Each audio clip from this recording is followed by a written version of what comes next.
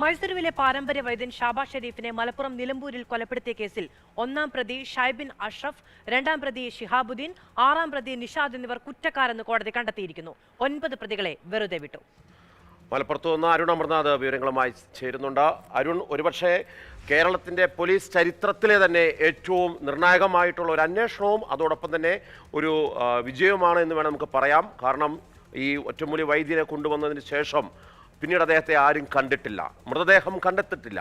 എന്നിട്ട് പോലും അതൊരു കൊലപാതകമാണെന്ന് കണ്ടെത്തി ആ പ്രോസിക്യൂഷൻ വധിച്ചിട്ടുള്ള കാര്യങ്ങളെല്ലാം തന്നെ ശരിവെച്ചുകൊണ്ട് ഇവർ കുറ്റക്കാരാണെന്ന് കണ്ടെത്തിയിരിക്കുന്നു. ശിക്ഷാവിധിയാണ് മാറ്റിവെച്ചിട്ടുള്ളത്.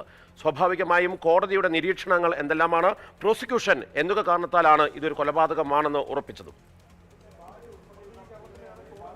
മാർഷൽ മാധു, പ്രമാദമായ ഒരു കൊലക്കേസ്, മൃതദേഹമോ മൃതദേഹ ഭാഗങ്ങളോ കണ്ടെത്താതെ കേരളത്തിലെ തന്നെ വിചാരണ പൂർത്തിയാക്കിയ അപൂർവ കൊലക്കേസുകളിലൊന്നാണ് മൈസൂരിലെ പാരമ്പര്യ വൈദ്യനായ ഷാബാസ് ഷെരീഫ് വധക്കേസ്.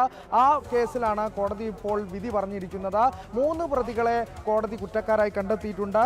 ഒന്നാം പ്രതി മുഖ്യപ്രതിയായ ഷൈബിൻ അഷ്റഫ്, രണ്ടാം പ്രതി ഷിഹാബുദ്ദീൻ, ആറാം പ്രതി നിഷാദ് എന്നിവരാണ് കുറ്റക്കാരായി കോടതി കണ്ടെത്തിയത്. 9 പ്രതികളെ കോടതി വെറുതെ വിടുകയും ചെയ്തു. അതിൽ ഒരു പ്രതി സാക്ഷിയാണ്, ഒരു പ്രതി നേരത്തെ മരിച്ചതാണ്, ഒരു പ്രതി ഒളിവിലുമാണ്. ഈ 3 പേരെ ഒഴികെയുള്ള ബാക്കി 9 പ്രതികളെ കോടതി വെറുതെ വിടുകയും ചെയ്തിട്ടുണ്ട്. ഇതിൻ്റെ നാൾ വഴികളിലൂടെ ഒന്ന് സൂചിപ്പിച്ചു പോകാം. 2019 പാരമ്പര്യ വൈദ്യനായ ഷാബാസ് ഷെരീഫിനെ തട്ടിക്കൊണ്ടുവരുന്നത്. 2020 ഒക്ടോബറിലാണ് ഈ ഷാബാസ് ഷെരീഫ് കൊല്ലപ്പെടുന്നത്. 2022 ഈ വാർത്ത പുറലോകം അറിയുന്നത്. സെക്രട്ടേറിയറ്റിന് മുൻപിൽ ഈ കേസിലെ 7ാം പ്രതി കൂടിയായ ഇപ്പോൾ പിന്നീട് മാപ്പുസാക്ഷിയായി മാറിയ നൌഷാദും മറ്റൊരു പ്രതിയും ചേർന്ന് ആത്മഹത്യാ ശ്രമം നടത്തുന്നു. അങ്ങനെ ഒരു കൊലപാതകം നടന്നതായുള്ള വിവരം പുറത്തു പറയുന്നു. അതിനെ തുടർന്ന് നടത്തിയ പോലീസിന്റെ അന്വേഷണം നിർണായകമായ, പോലീസിനെ സംബന്ധിച്ച് സങ്കീർണമായിരുന്നു. കാരണം പോസ്റ്റ്മോർട്ടം റിപ്പോർട്ടില്ല, മറ്റ് പിൻബലങ്ങളില്ല. അതിനാൽ തന്നെ പോലീസിനെ സംബന്ധിച്ച് അതിസങ്കീർണമായ അന്വേഷണം, ചില ഘടകങ്ങൾ കേന്ദ്രീകരിച്ചുകൊണ്ടായിരുന്നു പോലീസിന്റെ അന്വേഷണം. അതിൽ ഏറ്റവും നിർണായകമായത് ഈ ഷാബാസ് ഷെരീഫിന്റെ മുടിയുടെ DNA ഷാബാസ് ഷെരീഫിൻ്റെതാണെന്ന് കണ്ടെത്തി. ഷൈബിൻ അഷ്റഫിന്റെ കാറിൽ നിന്ന് കണ്ടെത്തിയ മുടി അത് ഷാബാസ് ഷെരീഫിന്റെ കണ്ടെത്തിയതായിരുന്നു. ഒപ്പം തന്നെ മാതൃഭൂമി ന്യൂസ് നിർണായകമായത് 2019 മരണം കഴിഞ്ഞതിന് ശേഷം ഈ വിവരങ്ങളൊക്കെ പുറത്തു വരുമ്പോൾ വിശ്വസിക്കാൻ കഴിയാത്ത ഒന്ന് ഒരൊറ്റ മൂലിക്ക് വേണ്ടി ഒരു മനുഷ്യനെ കൊല്ലുക, അതും പറഞ്ഞു കേട്ടത് വെച്ച് നോക്കുമ്പോൾ ഏറ്റവും ക്രൂരമായ രീതിയിൽ, പൈശാചികമായ രീതിയിൽ കൊല്ലുക, നിരന്തരമായ പീഡനത്തിന് വിധേയനാക്കുക തുടങ്ങിയ ഒരുപാട് കാര്യങ്ങൾ. അതിന് പിന്നാലെ ഈ സംഘത്തിന്റെ ക്രൂരകൃത്യങ്ങളും കൊലപാതക പട്ടികകളും തന്നെ പുറത്തു വരികയാണ്. ഇതിൽ പോലീസ് എത്രത്തോളം വിശദമായ അന്വേഷണമാണ് നടത്തിയത്? എങ്ങനെയാണ് ഈ ശാസ്ത്രീയ തെളിവുകൾ ശേഖരിക്കാൻ കഴിഞ്ഞത് ഇവർക്ക്? അതെ, പോലീസ് പല ഘട്ടത്തിലൂടെയുള്ള അന്വേഷണത്തിലേക്കാണ് കടന്നു പോകുന്നത്. 2022 ഈ വാർത്ത പുറത്തു വരുന്നു, ഇങ്ങനെ ഒരു സംഭവം നടന്നിട്ടുണ്ടെന്ന ഈ പ്രതികളുടെ ഒരു മൊഴി വരുന്നു. അതേ തുടർന്ന് പോലീസ് നടത്തിയ ഓരോ ഘട്ടത്തിലുള്ള അന്വേഷണം, ഞാൻ നേരത്തെ സൂചിപ്പിച്ചതുപോലെ തന്നെ പോസ്റ്റ്മോർട്ടം റിപ്പോർട്ടിൻ്റെ ഒരു പിൻബലം ഈ കേസിനില്ല.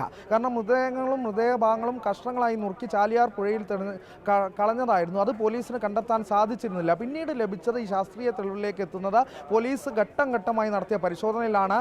ഈ മൈസൂരിലെത്തി പരിശോധന നടത്തി, ഈ ഷാബാസ് ഷെരീഫിനെ താമസിച്ചിരുന്ന ഷൈബിൻ അഷ്റഫിൻ്റെ വീട്ടിലെത്തി പരിശോധന നടത്തി. ഷൈബിൻ അഷ്റഫിൻ്റെ കാറിൽ നിന്ന് ഷാബാസ് ഷെരീഫിൻ്റെ തലമുടി കണ്ടെത്തി. അതിൻ്റെ DNA പരിശോധനയാണ് ഇത് ഷാബാസ് ഷെരീഫിൻ്റെ മുടിയാണ് എന്ന് കണ്ടെത്താൻ സാധിച്ചത്.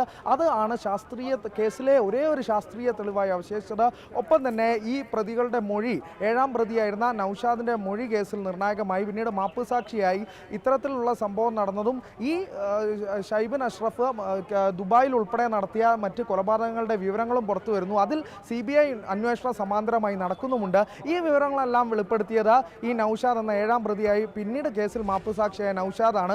ഒപ്പം തന്നെ ഈ വയനാട്ടിൽ നിന്ന് ഈ പ്രതികളിൽ ഒരാളുടെ ഫോണിൽ നിന്ന് ഒരു ദൃശ്യങ്ങൾ പുറത്തു വന്നിരുന്നു. ആ ദൃശ്യങ്ങൾ പുറത്തുവിട്ടത് മാതൃഭൂമി ന്യൂസ് ആയിരുന്നു. അത് കേസിൽ അന്വേഷണത്തിൽ ഏറ്റവും സഹായകരമായി എന്നുള്ളത് ഏറ്റവും പ്രധാനപ്പെട്ട കാര്യമാണ്. അപ്പോൾ 3 ഘടകങ്ങൾ, ശാസ്ത്രീയ തെളിവ്, ഈ മൊഴി, ഒപ്പം തന്നെ ഈ പുറത്തു വന്ന ദൃശ്യങ്ങൾ, ഈ 3 ഘടകങ്ങളാണ് പോലീസിനെ സംബന്ധിച്ച അന്വേഷണത്തിൽ നിർണായകമായത്. മലപ്പുറം SP ആയിരുന്ന S സുജിത്ദാസിന്റെ നേതൃത്വത്തിലായിരുന്നു അന്വേഷണം. മലപ്പുറം CI, ഇപ്പോൾ മലപ്പുറം CIയും അന്ന് നിലമ്പൂർ CIയും ആയിരുന്ന വിഷ്ണുവിന്റെ നേതൃത്വത്തിലുള്ള അന്വേഷണ സംഘമാണ് അന്വേഷണത്തിന് നേതൃത്വം കൊടുത്തത്. ചാലിയാർ പുഴ കേന്ദ്രീകരിച്ച അന്വേഷണം, ഈ മൈസൂരിലെ പാരമ്പര്യ വൈദ്യന്റെ വീട്ടിലെത്തിയ അന്വേഷണം, നിലമ്പൂരിലെ വീട് കേന്ദ്രീകരിച്ച അന്വേഷണം, ഈ മൊഴികളിൽ നിന്നെല്ലാം ഉള്ള വിവരങ്ങൾ ശേഖരിച്ചുള്ള ഓരോ ഘട്ടത്തിലുള്ള അന്വേഷണം സങ്കീർണമായ ഒരു സ്ഥിതിവിശേഷത്തെ മറികടന്നുകൊണ്ട് പോലീസിന്റെ മികവായി തന്നെ വിശേഷിപ്പിക്കാവുന്ന ഒരു കേസായി തന്നെ ഇത് മാറുന്നു. എന്തായാലും ശിക്ഷാവിധി 22-ന് പുറപ്പെടുവിക്കും കോടതി. ഇപ്പോൾ 3 പ്രതികളെ കുറ്റക്കാരാണെന്ന് കണ്ടെത്താൻ സാധിച്ചിരിക്കുന്നു. മനഃപൂർവ്വമല്ലാത്ത നരഹത്യ ഉൾപ്പെടെ ആണ് ചുമത്തിയിരിക്കുന്നത്. ഗൂഢാലോചന, മനഃപൂർവ്വമല്ലാത്ത നരഹത്യ തുടങ്ങിയ വകുപ്പുകൾ ചുമത്തി 3 പ്രതികളാണ്. 1-ാം പ്രതിയും 2-ാം പ്രതിയും